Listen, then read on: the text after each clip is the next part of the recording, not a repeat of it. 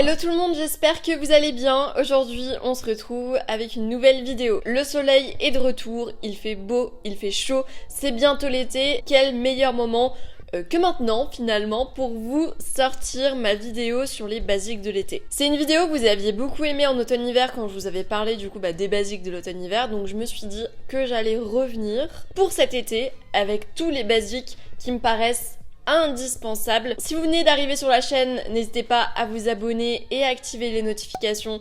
Comme je vous le dis à chaque fois, ça me fait super plaisir de voir de nouvelles têtes dans les commentaires. On va pas perdre plus de temps parce qu'on a quand même pas mal de basiques à voir. Il y en a 18 au total. Donc on va commencer avec du coup la chemise blanche. Donc ce basique, je vous en parle à chaque fois. Pour moi, c'est un classique, un intemporel. On pourrait même placer parmi les basiques à avoir toute l'année. Après, ça va dépendre de la coupe que tu vas choisir, mais la chemise blanche, tu vas autant pouvoir la porter en blouse par exemple. Ou par exemple, quelque chose que j'aime bien faire pour ma part, c'est pour aller à la plage, je prends une chemise blanche oversize que je mets par-dessus un maillot de bain et je trouve que le rendu est super canon. Généralement aussi, j'ajoute un t-shirt en jean et là, on est sur un look super simple mais super mignonnet. Autre basique, c'est le crop top blanc. Donc celui-ci, c'est le top que vous allez porter clairement tout l'été quand vous ne saurez pas quoi mettre en dessous de votre blazer ou en dessous de votre chemise. Le crop top blanc est le top que vous devez avoir. À vous de voir si vous voulez partir plutôt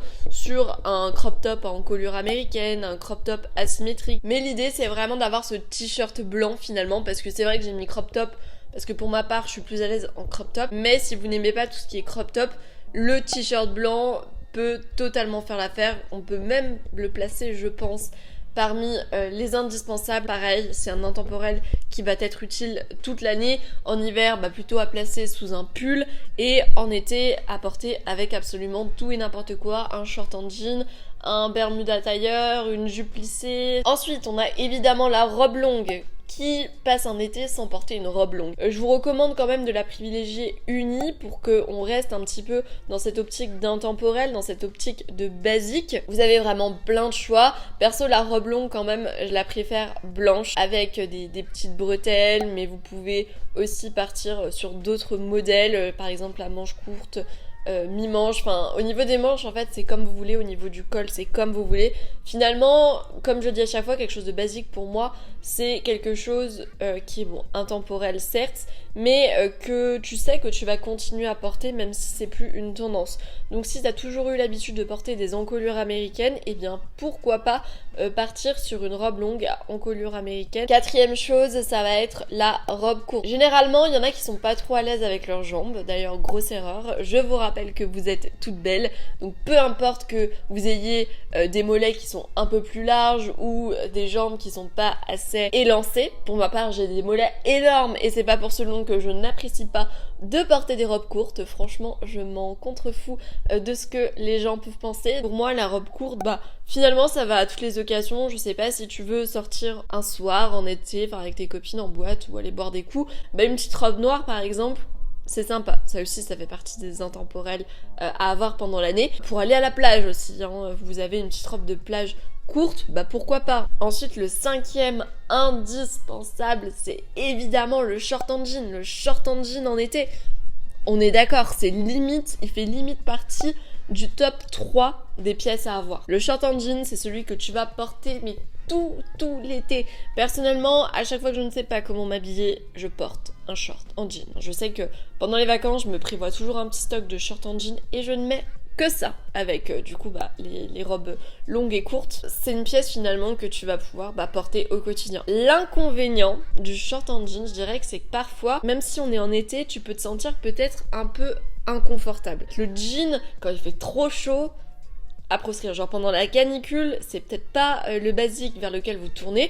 Je vous proposerai un autre basique qui sera peut-être plus adapté juste après pour des jours de canicule. D'ailleurs, je crois que je vous avais déjà fait une vidéo l'année dernière sur comment s'habiller quand il fait chaud. Pas sûr. Donc si ça vous intéresse, dites-le moi en commentaire, et si elle est déjà publiée, je vous la mets juste ici. Ensuite, en sixième basique, on a évidemment le caraco en V, un incontournable, un indispensable. Ça c'est aussi le top que vous allez pouvoir porter avec tout, et notamment par exemple pour aller travailler. C'est bien d'avoir des caracos en V unis, genre blanc, noir, avec des coloris plus clairs. Ça aussi, ça va vous permettre de faire vos looks estival sans vous casser la tête finalement. On va également avoir le Bermuda tailleur. Donc ça, on a un petit peu deux teams. Il y a celles qui aiment pas et celles qui adorent. Pour ma part, je pense que le Bermuda tailleur peut faire vraiment un look super chic. Pour aller travailler, c'est totalement un short que vous pouvez porter. Et le porter en association avec un blazer, hein, pourquoi pas comme je vous disais pour le printemps. Et sinon pour l'été, on peut aussi très bien l'associer juste avec un t-shirt blanc et des sneakers pour casser ce côté trop formel du Bermuda, où on peut aussi partir sur des mules. Vous pouvez aussi le porter évidemment avec des talons, à vous de voir, comme je vous le dis à chaque fois. C'est selon vos goûts et vos préférences. Il faut que vous soyez à l'aise, c'est le plus important. Le 8e indispensable selon moi, c'est la mini jupe en jean. Donc ces dernières semaines, on a énormément vu de jupes longues en jean. C'était la tendance de ce printemps 2023 au niveau des bas. Ça, c'était vraiment une tendance. Là, je vous parle d'un basique, encore une fois, qui est intemporel, et la mini-jupe en jean, pour moi, fait partie de ces basiques. En été, encore une fois, t'as envie de mettre une jupe, mais tu veux rester sur une pièce intemporelle et unie, et bien, la mini-jupe en jean est là. C'est vraiment une pièce que j'adore porter, que tu peux porter autant avec tes caracos qu'avec tes crop tops, qu'avec des tops qui vont être plus tendance, si tu préfères partir sur une association tendance avec, je sais pas, un top imprimé. Dans tous les cas, ça ira super bien ensemble. Et en plus, raison supplémentaire que j'avais déjà évoquée avec vous, le denim fait partie des tendances de ce printemps-été 2023. Donc, raison de plus pour foncer au magasin de votre choix, vous achetez cette petite mini-jupe dont vous rêvez la nuit. Quand je vous disais, je vais vous proposer un bas du coup qui sera peut-être plus adapté aux journées de forte chaleur ou à la canicule. Cette pièce, c'est le pantalon en lin. Évidemment, vous savez que je ne peux pas vous faire une vidéo sans vous proposer une pièce en lin. Le lin, d'une manière générale, déjà, là, cette année, c'est tendance. C'est bon à savoir. Et le lin, c'est aussi une matière intemporelle, un basique, que vous pourrez porter tout l'été. Ce qui est bien avec cette matière, c'est que non seulement ça fait super chic, mais en plus, donc je vous le dis à chaque fois que je parle du lin, je fais sa publicité. Le lin, c'est une matière qui est super cool quand tu transpires beaucoup. Personnellement, je transpire énormément. Avec le pantalon en lin, ça me permet vraiment de réguler finalement ma transpiration et ça permet à ma peau de respirer. Donc c'est important d'avoir un pantalon en lin dans votre dressing et notamment pendant l'été. Le 10e incontournable, c'est évidemment le maillot de bain, mais le maillot de bain uni. Je sais qu'on a toute tendance finalement à partir sur des modèles de maillot de bain qui sont assez originaux et qui sont pas trop vus parce que je sais pas vous, mais pour ma part, je déteste voir une fille qui a le même maillot de bain que moi, vraiment, ça m'agace. Surtout quand c'est une pièce qui est super pointue, enfin c'est sûr qu'un maillot de bain noir, tout le monde va l'avoir, mais je veux dire avec un imprimé précis, enfin bref, voilà, genre je vois ça, moi ça me fait vraiment rager intérieurement. Enfin bref, tout ça pour dire, il vous faut absolument un maillot de bain uni. Je sais qu'il y en a énormément qui vont acheter leur maillot de bain près d'enseignes de fast fashion, mais ce que je vous recommande quand même, c'est aussi d'acheter un maillot qui va être aussi d'excellente qualité et que vous allez pouvoir garder au fur et à mesure des années. Le 11e pour moi, donc ça va être les mules plates. Je vous le disais juste avant, avec par exemple le pantalon en lin, mais aussi le Bermuda tailleur. Les mules plates, pour moi, ça fait partie des incontournables que l'on va pouvoir associer à absolument tout dans notre dressing et qu'on va aussi pouvoir porter à la plage parce que les mules c'est facile à enlever, facile à mettre, donc pour la plage c'est pratique. On a aussi pour moi dans les basiques les sandales plates, c'est vraiment des sandales qui vont être à lanière en cuir. Là on est quand même sur une chaussure qui est un peu plus travaillée et qui au final portable au quotidien, enfin pour aller au boulot par exemple. Voilà pourquoi j'ai mis ces deux chaussures qui au final se ressemblent mais qui restent quand même différentes dans le contexte où elles sont portées. Ensuite on va aussi avoir les sandales à talons, donc ça aussi finalement ça fait vraiment partie des intemporels de l'année entière, hein, pas qu'en été. Perso j'avais acheté il y a 2 ans il me semble, c'est moyen au niveau de la ref là où je les ai achetés, mais je les avais achetés à Primark, donc c'était des petites sandales à talons bloc.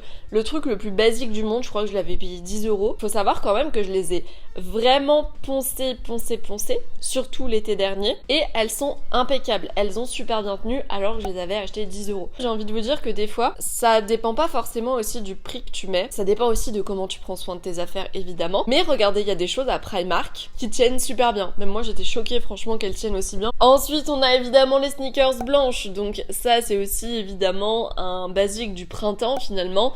C'est vrai que en été on a plutôt tendance quand même à mettre de côté les baskets étant donné qu'on en porte déjà toute l'année. Je pense notamment par exemple à des Converse montantes blanches qui vont être en toile et qui vont être des baskets mais que tu peux porter en été parce que tu vas être à l'aise dedans. C'est pas du cuir, du simili-cuir, etc. Là on va passer aux accessoires brièvement. Je vais me dépêcher parce que cette vidéo va encore durer 3000 ans. La 15e pièce incontournable pour moi, c'est le sac panier. Le sac panier, tu peux le porter clairement encore une fois à toute occasion, pas que pour aller à la plage. Tu peux aussi le porter pour ajouter un petit peu un côté champêtre à ton look, par exemple si tu veux aller travailler. Si tu portes un bermuda par exemple ou un full look white, je pense que le panier en osier peut être le sac fait pour toi et ça ajoute vraiment cette dimension champêtre en fait que j'aime beaucoup.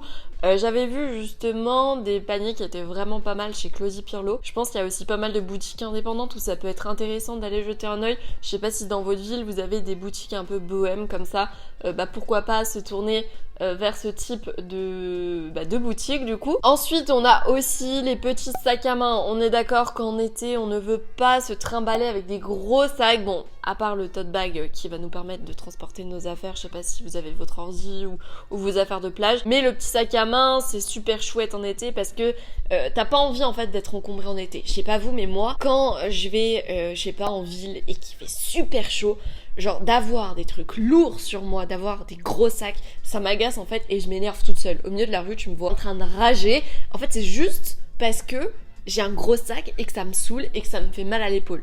C'est pour ça que je préfère avoir des sacs en bandoulière, des petits sacs en été qui me permettent d'être finalement maître de mes mouvements. Bon, l'inconvénient c'est que vous pouvez pas mettre beaucoup de choses, mais honnêtement, franchement, à part votre CV, votre téléphone, vos clés de voiture, à la limite, je vois pas, il n'y a pas besoin d'amener toute sa maison avec soi. On va aussi évidemment avoir la casquette. Je vous ai plutôt mis une casquette noire, mais l'inconvénient c'est que ça va attirer la chaleur, donc vous allez avoir chaud à la tête et transpirer de la tête.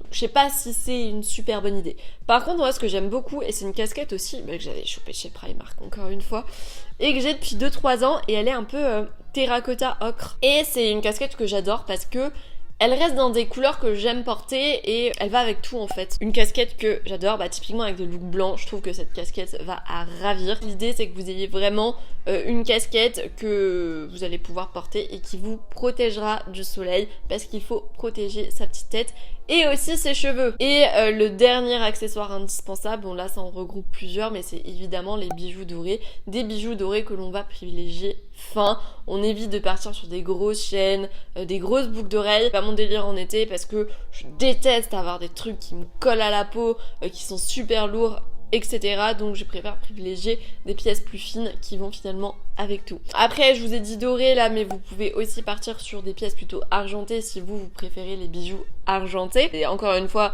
selon les goûts et les préférences de chacune, je me répète mais c'est important de le dire et de pas forcément se dire ok elle a parlé de bijoux dorés donc il faut des bijoux dorés. C'est vraiment selon ce que vous aimez. Et puis voilà, on a notre liste de 18 basiques indispensables pour l'été selon moi. N'hésitez pas à me dire en commentaire si vous auriez peut-être ajouté certaines pièces. Après c'est vrai que je vous avoue aussi que c'est difficile finalement de faire un choix parce que par exemple dans les chapeaux, dans les basiques on pourrait mettre la casquette, on pourrait mettre le bob, le chapeau en osier, à chaque fois en fait il y a vraiment, j'ai envie de vous dire, des sous-basiques parmi le basique. Le crop top, on peut avoir du coup un crop top beige, un crop top noir, un crop top blanc. C'est assez difficile en fait de se limiter en termes de pièces. Donc après c'est à vous de voir. Sur We Are Stylish, si vous vous abonnez à la newsletter, vous pouvez avoir la liste de basiques pour l'année, pour le printemps-été et pour l'automne-hiver. Donc n'hésitez pas à vous abonner à la newsletter de We Are Stylish. Si ça vous intéresse, vous le recevrez directement. En tout cas, j'espère vraiment que cette vidéo vous a plu, qu'elle va vous aider. N'hésitez pas à mettre un petit j'aime donc si elle vous a plu et à me dire en commentaire quels sont vos basiques indispensables à vous. Et puis, je vous dis à la semaine prochaine pour la prochaine vidéo.